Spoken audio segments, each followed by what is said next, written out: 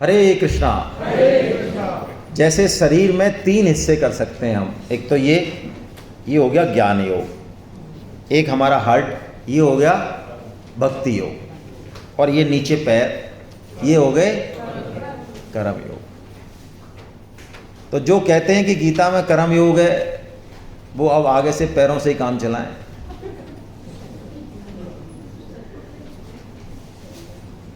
अच्छा, शरीर कब ठीक रहेगा भाई? ठीक से चलेगा जब तीनों रहेंगे ये, या कोई एक कम ज़्यादा रहे, ऐसा नहीं होता है। ज्ञान और कर्म के बीच में भगवान ने भक्ति को छुपाया ना। हृदय में बिल्कुल गुह्यतम भाव प्रकट होते हैं। हम हृदय की बात हर किसी को बता देते हैं क्या?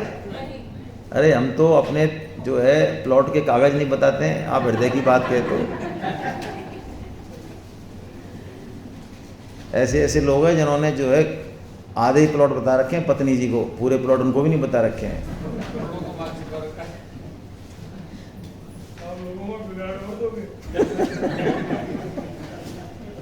तो हृदय की बात हर किसी से नहीं कही जाती।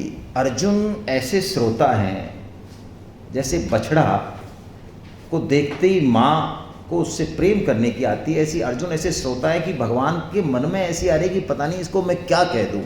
वो बात भी भगवान कहना चाह रहे हैं, अर्जुन को कह ही रहे हैं, जो कि सामान्यता वो कहते नहीं है। वेदव्यास जी महाराज ने क्या किया, 3 षटक कहे।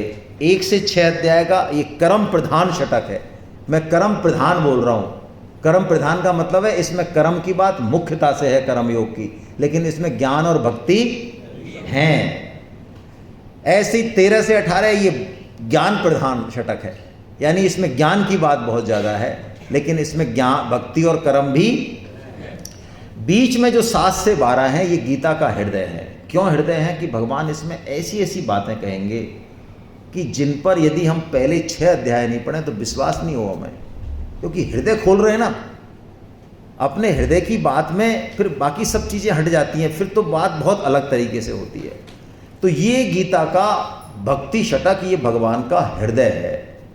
अब भगवान इस हृदय की शुरुआत किससे करते हैं, उस भक्ति की शुरुआत किससे करते हैं, उसको नाम दे रहे हैं भगवान ज्ञान विज्ञान योग। ज्ञान विज्ञान योग का क्या मतलब है?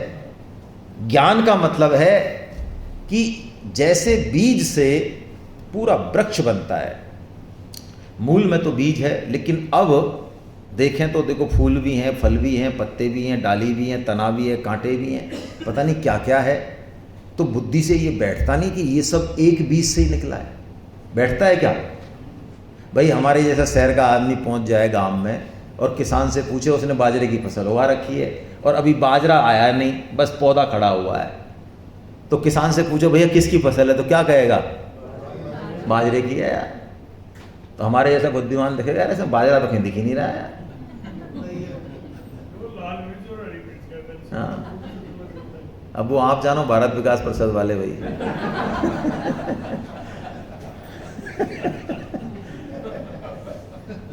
तो हम उसको मान लो जूस भी निकालें, कुछ भी करें, तो हमको कि बाजरा दिख रहा है? नहीं दिख रहा है। लेकिन किसान को पता है कि इसके मूल में भी तो अंत में भी क्या आएगा, तो बीच में भी ये क्या है? बाजरा। अब देखिए आप, ये संसार एक भगवान से ही प्रकट है और अंत में ये भगवान में ही मिलेगा। तो बीच में क्या है ये? लेकिन ऐसे आड़े आड़े तिरछे हमको दिखते हैं सामान कि हम कहते हैं भाई साहब ये तो भगवान नहीं हो सकते यार। ये सृष्टि इतनी विविधता से भरी हुई है कि हम इसमें भगवत स्वरूप जो है नहीं देख पाते हैं। लेकिन अब जो कह रहे हैं भगवान श्री कृष्ण, वो कह रहे हैं कि ये कृष्ण ही हैं सब, ये मैं ही हूं सब, बीज रूप में जो था वही हूं मैं। ऐसा यदि कोई समझ ले तो वो क्या है? वो ज्ञान है। और ऐसा जिसको अनुभव हो जाए वो विज्ञान। तो शुरुआत तो ज्ञान से करें। स्वामी जी कहते हैं कोई चीज़ यदि जान नहीं पाए तो सही तरीका है कि मान लेनी चाहिए। ये जो आजकल साइंस का फैशन चला है ना, यूट्यूब पे भी बहुत सारे वक्ता बोलते रहे साइंटिफिक तरीके से बताएंगे, साइंटिफिक ज्ञान है ना, ऐसे ही नहीं बताते हम। तो भाई हम में से जो ये 500 करोड़ लोग बैठे हैं, इन्होंने अपनी माँ को साइंटिफिकली चेक किया है कि मान लिया है? हैं? और बदल गए हो मान लो वहाँ कहीं ऊपर, तो वहाँ हॉस्पिटल में भाई डीएनए तो चेक करना चाहिए ना। जिंदगी में 90% से अधिक फैसले हमने मान रखे हैं। स्वामी जी उदाहरण देते हैं, आप ऋषिकेश जाएं, हरिद्वार जाएं, और शास्त्र कह रहा है, संत कह रहे हैं, लोग कह रहे हैं, गंगा जी हैं, पवित्र हैं, भगवान की धोबन है, स्नान करो और बस पाप धो लो, अपने मौज करो भाई। तो एक तो श्रद्धा भाव से मान के और उसमें स्नान करता है, लाभ ले लेता है, और एक हमारे जैसा साइंटिस्ट खोपड़ी का आदमी है, वो कहता है भाई साहब यार ये तो हम मान नहीं सकते, गंगा यार कहाँ से निकली है? गोमुख से। गोमुख जाएंगे भाई साहब? गोमुख गए, लेबोरेटरी में टेस्ट किया, अरे यार पानी तो विलक्षण है, कीड़े नहीं पड़ते, फलाना। 6 महीने लग गए उसको, और जब उसने जान लिया कि ये तो गंगा है, तो जान के भी उसने क्या किया? माना। अरे क्या किया? माना। तो पहले ही मान लेना यार। तो भक्ति में हम पहले मानते हैं और फिर हम जानते हैं। ज्ञान में हम पहले जानते हैं और फिर मानते हैं। तो स्वामी जी कहते हैं भक्ति का तरीका बहुत सरल है भाई, हम पहले मान लें, क्योंकि मानी हुई बात यदि सच्ची है तो वो जानने में आ जाएगी, प्रकट हो जाएगी, कोई समस्या नहीं है। तो अब भगवान ये भक्ति बता रहे हैं हमें। भक्ति क्या है? भक्ति ऐसी चीज है कि जैसे एक उदाहरण से समझे हम, मान लो कि कोई राजा है, रथ में बैठ के जा रहा है, घूम घाम के आया। ये रथ कौन है? ये शरीर रथ है, जिसकी इंद्रियां घोड़े हैं, मन लगाम है, बुद्धि सारथी है, और हम कौन है? हम रथी हैं खुद। तो राजा जब घूम घाम के आया और महल में वापस आ गया, तो अब आप देखिए, अब तक तो सब चीज साथ था, अब महल में जाना है, तो जो सारथी है हो सकता है वो महल तक चला जाए। ड्राइवर को कई बार हम बुला लेते हैं ड्राइंग रूम में, चला जाए, इट्स ओके। लेकिन अब बेडरूम में जाना है, कौन जाएगा? खुद राजा ही जाएगा बस। तो ये भगवान का जो हृदय है, इसमें हम ही प्रवेश करेंगे। मन बुद्धि इंद्रियों की पहुंच नहीं है वहां। मन बुद्धि इंद्रियों के घोड़े यहीं दौड़ा लो 6 अध्याय तक ही। अब तो भगवान जो कह रहे हैं बस उसको ग्रहण कर लो, क्योंकि ये बात बुद्धि से परे है बिल्कुल। जैसे गाय, स्वामी जी उदाहरण देते हैं, गाय बछड़े को दूध पिलाती है, तो दूध तो पौष्टिक है, इसमें कोई दोहराए नहीं है, और प्रेम कर रही है। लेकिन जब अतिशय प्रेम आता है गाय का, आप देखते होंगे, तो वो बछड़े को चाटना चालू कर देती है। और स्वामी जी कहते हैं जब वो चाटती है ना बछड़े को जीभ से, उससे बछड़े की जो पुष्टि होती है उतनी दूध से भी नहीं होती। ये भक्ति वो रस है। भक्ति का मतलब है हमारी सारी इंद्रियां, मन बुद्धि सब इंद्रियां स्वतः ही भगवान की तरफ लगने लग जाए। भगवान का नाम सुनते ही हमको जो है आनंद आने लग जाए। कीर्तन में जैसे आनंद आता है, ऐसे तो समझ लीजिए भक्ति चालू हो गई। भक्ति इंद्रियों से नहीं होती है, करते हैं हम, लेकिन मूल में मन चाहिए, उसके लिए प्रेम चाहिए, आराधना चाहिए, उपासना चाहिए, वो भक्ति है। और एक शब्द में कहें, स्वामी जी के शब्दों में, बड़ी सार बातों में कहें तो भक्ति क्रियता नहीं, भक्ति प्रियता है। भक्ति क्रियता नहीं, हमने अभी भक्ति को क्या बना रखा है? क्रियता बना रखा है। भक्ति का मतलब तीर्थ चले जाना, व्रत उपवास कर लेना, परिक्रमा कर देना, ये आडंबर कर लेना, वो खराब नहीं है, ये खराब नहीं है, लेकिन ये बाहरी है। नहीं करने से बहुत बेहतर है ये। जो ज्ञानी बैठ के भाषण देते रहते हैं, कुछ नहीं करते, उनसे बेहतर है ये। लेकिन सिर्फ इससे काम नहीं चलेगा। उसके मूल में क्या चाहिए? प्रेम चाहिए, है ना? अरे प्रेम हो ना तो अब मैं बहुत वैसी बात कह रहा हूं, मुझे खतरा लग रहा है, क्योंकि हम शुरू तो किया नहीं हमने माला करना, और ये बात आ गई तो दिक्कत हो जाएगी। कि नहीं रट्या तो का घट्या, और घट्या न चाहिए हेत, और जैसे नार सुहागिनी पिब को नाम न लेत। पतिव्रता नारी अपने पति से अत्यंत प्रेम करती है, तन मन धन सब कुछ समर्पित है उसका, एक निष्ठ है वो बिल्कुल।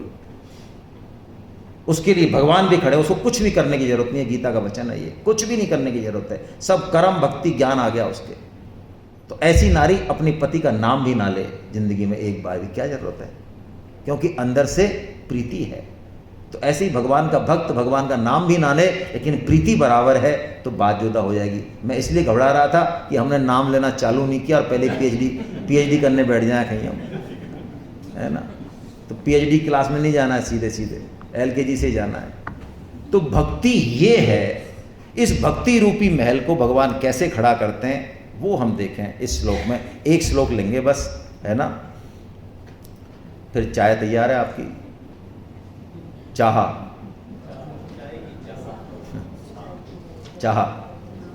तो चलो चाह, लेकिन एक श्लोक ले लेते हैं। भक्ति रूपी महल की नींव है ये, नींव, तो नींव खड़ी करते हैं, महल बाद में खड़ा करेंगे। चलिए आइए पढ़ते हैं। मय्यासक्त मना पार्थ योगम युञ्जन मदाश्रयः असंशयं समग्रं मां यथा ज्ञास्यसि तच्छृणु।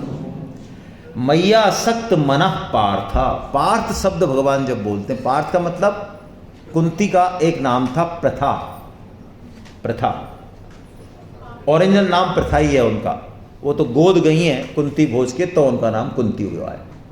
तो भगवान ये मामा बुआ के हैं दोनों। तो भगवान को जब बहुत कोई गहरी, कोई रहस्यमय, कोई प्यारी बात करनी होती है तो गीता में भगवान ने पार्थ बोला है, सिर्फ 9 बार बोला है। और जहाँ भगवान ने पार्थ बोल दिया मतलब कोई बहुत ही विशेष बात कह दी भगवान ने वहाँ, है ना। ये पार्थ वैसा मत समझना जैसे हम लोग प्रेम में कोई उल्लू उल्लू बोलते हैं आपस में, वो नहीं है ये फर्जी वाला प्रेम नहीं है, ये ओरिजिनल वाला प्रेम है भाई। तो पार्थ का मतलब है कोई बहुत गुह्यतम बात बता रहे हैं भगवान। तो कह रहे हैं मय्यासक्त मनः पार्था, भक्ति की शुरुआत भगवान मन से कर रहे हैं। और किससे कर रहे हैं? आसक्ति से कर रहे हैं। अब तक भगवान ने कामना और आसक्ति को बहुत खराब बताया, बताया नहीं बताया? कामना छोड़ दे, सब पापों की जड़ है, आसक्ति छोड़ दे। अब भगवान जो भक्ति की शुरुआत कर रहे हैं वो किससे कर रहे हैं? आसक्ति से कर रहे हैं। इसका मतलब आसक्ति अपने आप में खराब नहीं है। हमारे घर में गेस्ट आए, उनको अच्छे से खाना मिले, वो ठीक जगह सोएं, मच्छर नहीं खाएं, उनको अच्छा उनका बिस्तर हो, अच्छी हवा आए, ऐसी कामना करना बोलो अच्छा है कि बुरा है? तो कामना स्व सुख की खराब है, पर सुख की होनी ही चाहिए। और बल्कि सूत्र यह है कि जिस दिन हमारी दूसरों के हित की कामना हो गई वो खुद की कामना को खत्म कर देगी। तो भगवान ने भक्ति की शुरुआत किससे की? मुझ में आसक्त हो मन वाला। क्या बात है! यानी हमको आसक्ति किससे करनी है? केवल भगवान से करनी है। पत्नी से, पति से भी आसक्ति करनी है तो क्यों करनी है? क्योंकि वो भी भगवान के ही रूप है, उनके ही अंश हैं। और वास्तव में हमारे यहाँ लक्ष्मी नारायण की जो पूजा है उसका मतलब क्या है? वर वधू जो है ना वो क्या है? लक्ष्मी नारायण का रूप है। पतिव्रता नारी का शास्त्रों में लिखा हुआ है सिर्फ पति के जो कर्तव्य कर्म है उससे उद्धार हो जाता है। ऐसा क्यों भाई? उसको खुद को ही कुछ नहीं पता, वो कौन सा ज़्यादा इंटेलिजेंट है, उसके करने से कौन सा क्या हो रहा है? क्योंकि वास्तव में वो पति की सेवा नहीं कर रही है, पति के रूप में भगवान विष्णु हैं उसके, उसी की सेवा हो रही है। हमारे यहाँ वर के और वधू के वर के पैर छुए जाते हैं ना शादी में, बड़े अफसर भी होगा और 60 साल का होगा तो भी पैर छुएगा। तो क्यों? कौन बैठा है वर के रूप में अभी वहाँ? भगवान विष्णु बैठे हैं वहाँ, नारायण बैठे हैं वहाँ पे। यही भाव है। तो इस भाव से यदि काम हुआ तो भगवान विष्णु को ही जा रहा है फिर वो। तो भगवान कह रहे हैं तू आसक्ति किस में कर? मेरे में कर, केवल मेरे में कर। और आश्रय किसका रख? योगम युंजन, यानी योग युंजन कर, यानी साधना तो कर, माला कर, तप कर, कर्म ज्ञान जो कुछ करना है कर, लेकिन आश्रय किसका रख? मेरा रख। नरसिंह जी ने खूब अपमान जो है झेला जिंदगी में, लेकिन नरसिंह जी ऐसे हैं कि उनका हृदय भगवान के प्रेम से इतना लबालब भरा हुआ है कि कोई भी अपमान करे वो अपमान के लिए जगह ही नहीं है उनके पास। बोलो जगह? अच्छा आप किसी सराय में जाएं, धर्मशाला में जाएं, होटल में जाएं और वहाँ कमरा खाली नहीं हो तो वहाँ रुकोगे आप? रुकोगे? क्यों? जगह ही नहीं है। तो भक्त के हृदय में मान की और अपमान की जगह ही नहीं है। तो नरसिंह जी को उनके वो जो बेटी के वो थे, उन्होंने जो है लंबा चौड़ा वो भेज दिया मायरा वाला। तो नरसिंह जी ने देखी, भगवान को अर्पण कर दी, फिर पढ़ी, देखी तो ऊपर ही ऊपर श्री हरि का नाम लिखा हुआ। पहले पर आज भी परंपरा है ना, ऐसा कहते हैं कागज में सबसे पहले श्री हरि भगवान का नाम लिखना चाहिए, वरना वो बिना सिर का धड़ है वो कागज, ऐसा कहते हैं। तो श्री हरि लिखना चाहिए। तो जैसी नरसिंह देव, अरे यार भगवान का कागज है, हमारे क्या लेने देना है यार इससे ये तो भगवान के नाम के लिए चिट्ठी आई है। तो उन्होंने धर दी भगवान, हम तो भजन कर रहे हैं, आपको हमारा क्या लेने देना है भाई, चिट्ठी आपकी हो, आप संभालो। यानी आश्रय किसका है? आश्रय हम साधन हमारा क्यों नहीं भला कर पाता? क्योंकि हम जिस साधन को करते हैं हम उसी का आश्रय ले लेते हैं। हम नाम जप करेंगे तो उसका आश्रय ले लेंगे। यार हम तो 16 माला करते हैं भाई साहब। अच्छा आप 16 करते हो भाई साहब, इधर 64 है। अच्छा 64 है, हाँ तो तुम क्या बच्चे हो तुम तो यार, खेलो अभी कबड्डी। परोपकार कर रहे तो उसका आश्रय, गीता के श्लोक याद है तो उसका आश्रय, जिसको भी हम साधन बनाते हैं हम उसी का आश्रय। तो किसी भी साधन से परमात्मा की प्राप्ति हो नहीं सकती, किसी भी साधन से संभव ही नहीं है। साधन तो करना है, साधन तो इसलिए करना है कि हम असाधन नहीं कर रहे, मन बुद्धि इंद्रियां हमारी गलत जगह नहीं घुस जाए। साधन तो इसलिए करना है, साधन से थोड़ी परमात्मा मिलेंगे, किसी भी साधन से परमात्मा नहीं मिल सकते। परमात्मा मिलते हैं परमात्मा की कृपा से, उनका आश्रय। इसलिए साधन करें लेकिन आश्रय किसका रखें, ये बहुत जरूरी है। तुलसीदास जी ने कहा ना, कितनी प्यारी बात कही, बिगड़ी जन्म अनेक की सुधरे अब ही आज। क्या कह रहे तुलसीदास जी? अब ही और आज, बोलो ऐसे काम होगा परमात्मा से मिलने का। एक बार व्यक्तिगत बात है पर मेरे को मैं सुना देता हूं, वैसे सुनानी नहीं चाहिए। हमारे बाबा साहब जो है एक बार स्वामी जी के सत्संग में गए ऋषिकेश। तो पहले महीनों में आते थे, गांव से जाते, 40-50 साल पहले की बात है। तो जब वो आए तो वो सुना रहे थे ये किस्सा जो मैं अब बता रहा हूँ आपको। तो माँ स्वामी जी गीता भवन नंबर 3 में प्रवचन देते ही हैं, सत्संग करते ही हैं। उस समय तो माहौल था, अभी भी करते ही हैं, हम तो यही माने बैठे हैं वो। तो एक बार वो बता रहे कि स्वामी जी इतने आवेश में आ गए, आवेश में मान लो या कृपा हो गई जो भी है, कोई बात चलते चलते स्वामी जी एकदम से उसमें आगे के बोलो अभी की अभी परमात्मा प्राप्ति हो सकती, अभी भगवान के दर्शन हो सकते। बोलो है किसी की इच्छा? हमारे बाबा साहब कह रहे कि यार कोई हजारों आदमी होंगे भैया, कोई 2-4 हजार आदमी होंगे, और पट्टा कोई खड़ा नहीं हुआ यार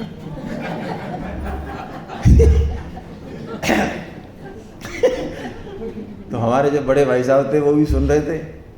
हमें तो होश नहीं, हमें तो पता ही नहीं कौन स्वामी जी, क्या हमारा क्या लेना देना। हम पे बैठे थे वैसे ही। तो हमारे भाई साहब ने कहा, तो दादाजी आप क्यों नहीं खड़े हुए?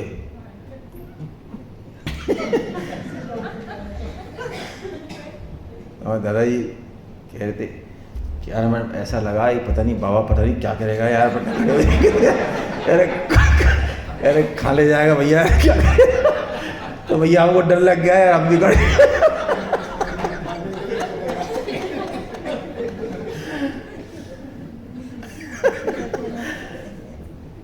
वास्तव में फैक्ट है ये भाई, हमें कोई दर्शन वर्शन की इच्छा है नहीं, ये पक्की बात है। हम बातें भले ही कर लें, क्योंकि परमात्मा दर्शन की जिसको इच्छा होती है वो टिक ही नहीं सकता आदमी, किसी भी स्थिति में टिक ही नहीं सकता वो। और परमात्मा की हिम्मत नहीं है जो उसको दर्शन नहीं दे। अभी हमारे पास बहुत इम्पोर्टेंट काम है, उनका दर्शन कर लेंगे, करके भी क्या कर लेंगे, क्या है, अभी बहुत ज़रूरी काम है हमारे पास। उनका नंबर तो पता नहीं कहाँ आ रहा है, यानी बहुत 10-20-50 काम है, उसके बाद देखेंगे। रामकृष्ण परमहंस जी बहुत प्यारी बात कहते हैं कि परमात्मा दर्शन नहीं दे रहे, क्योंकि विवेकानंद जी के प्रश्न का बड़ा स्पष्ट जवाब दिया था उन्होंने। आपको ध्यान हो तो विवेकानंद जी ऐसे थे जो बिल्कुल गोली की तरह प्रश्न करते थे, आपने ईश्वर को देखा है? लोग कहते ईश्वर क्या है, आपने देखा है? Out out. बड़े बड़े उसके पास गए, यही प्रश्न करते, देखा है आपने? वो फालतू की बात करते, हट। रामकृष्ण परमहंस जी के पास गए तो उनका आपने ईश्वर को देखा है? हाँ, मैंने ईश्वर को देखा है, और जितना मैं तुमको देख रहा हूं उतनी स्पष्टता से देखता हूं, और देखा ही नहीं है मैंने, बातें भी की और तुम्हें भी करा सकता हूं, लेकिन तुम चाहते हो? चाहता कौन है ईश्वर से दर्शन करना? लोग धन चाहते हैं, लोग पत्नी चाहते हैं, लोग पुत्र चाहते हैं, लोग मान बढ़ाई चाहते हैं। ये रामकृष्ण परमहंस जी कहलाता है। और एक बड़ा बढ़िया एग्जाम्पल दिया रामकृष्ण परमहंस जी ने कि ईश्वर हमें नहीं मिल रहे हैं, हमें दर्शन नहीं हो रहे हैं, इसमें टोटली कारण हम हैं। वो कहते हैं जैसे एक माँ काम कर रही है किचन का, तो बच्चा रो रहा है बाहर, बच्चे को माँ से मिलना है, तो माँ आएगी खिलौना दे जाएगी उसको। बच्चा खिलौना खेल रहा है, भूल गया माँ को, फिर थोड़ी देर बाद खिलौने से उसका मन भर गया तो फिर रोता है, तो माँ उसकी बड़ी बहन को भेजती, जा बेटा जा जा जा, भैया गोद में ले, गोद में ले। तो वो गोद में ले लिए, तो वो बच्चा फिर भूल गया। फिर उसको देखता है, समझ में आता है यार ये खिलौने में भी मज़ा नहीं है, और ये बहन की गोद में भी वो मज़ा नहीं है जो माँ की गोद में है यार, ये तो फालतू घुमा रहे हैं मेरे को इधर उधर। फिर वो एकदम से किल्ली ठोकता है, और अब वो जब किल्ली ठोकता है तो वो कहता है माँ ही चाहिए, माँ से कम में समझौता नहीं है। तो बोलो माँ आती है कि नहीं आती है? आती है। बस यही है, रामकृष्ण जी कहते हैं जिस दिन हमने ठान लिया भगवान की हिम्मत नहीं है, हिम्मत क्या, मरे जा रहे हैं वो तो, लेकिन हमें जरूरत नहीं है।